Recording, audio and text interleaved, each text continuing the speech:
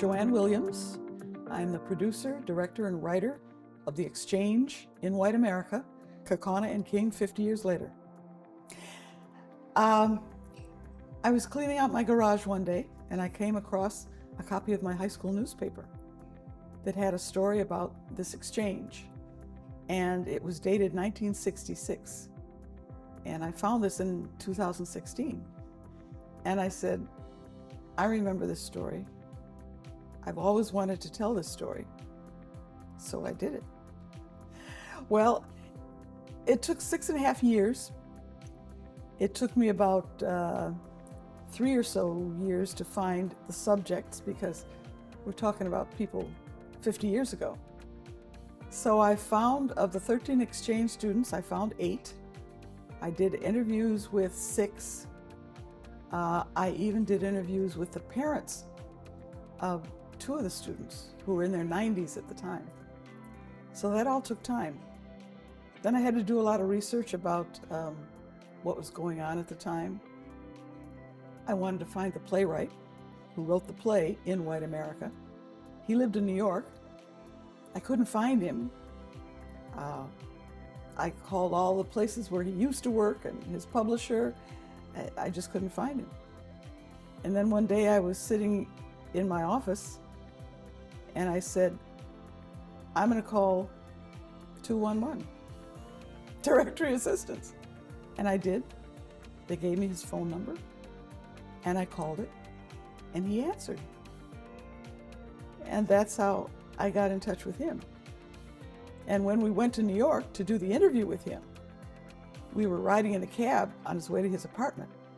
And I said, Mr. Duberman, we're on our way to your apartment. We'll be there in about half an hour. And he said, yeah. He was 92 at the time. He said, yeah, I can give you like 45 minutes. I'm busy. I said, however much time you can give us. We got there, we started shooting.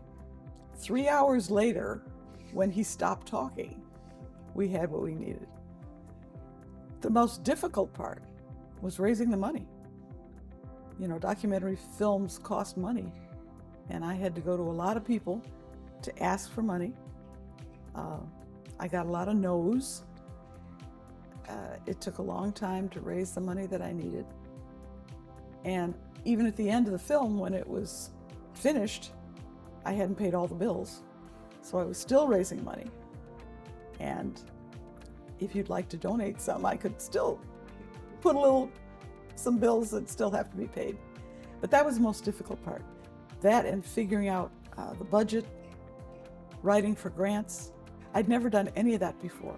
I'd never made a film before. I was in television and I'd never made my own film. So I went into it totally blind and learned everything along the way. Sometimes it was fun. Sometimes it wasn't. Sometimes it was incredibly frustrating. When I got to talk to the people involved, that was enjoyable. But when it came, and the writing was enjoyable. I had 2 other people who helped me write. There were times when I was ready to give up. My producer, as we say, she sometimes had to bring me in off the ledge, because I said, I'm not going to do this anymore. I quit. I don't want anything to do with this. And she would say, just take a break, come back to it. So I would do that, come back and relax and get back to it, because I knew the story had to be told. And I knew eventually I wasn't going to give up. So I didn't. I've been in, I think, 12 or 13 film festivals all across the country. 2 in California, Indiana, Wisconsin, Iowa, several other places. I think it's important that people hear the story. Sometimes I get big audiences. Sometimes I get little audiences.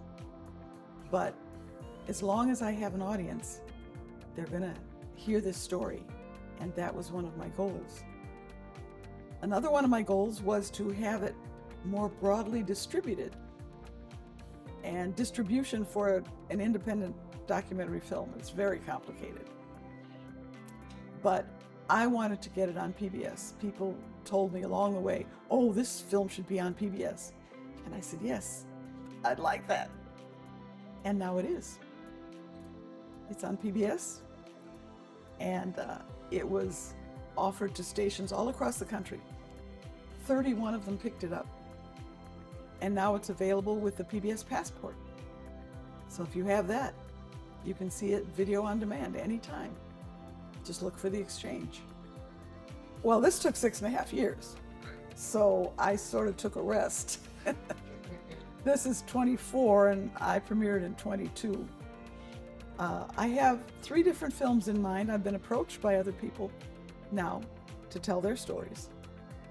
They're all Wisconsin stories.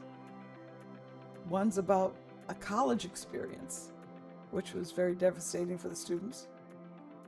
One is about a film that was made as an instructional film for federal government employees about discrimination, which has never been seen.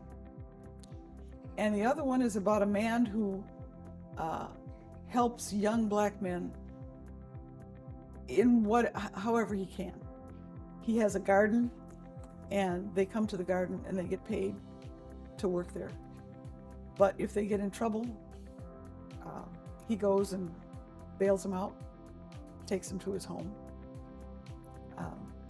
So those are the 3 ideas I have.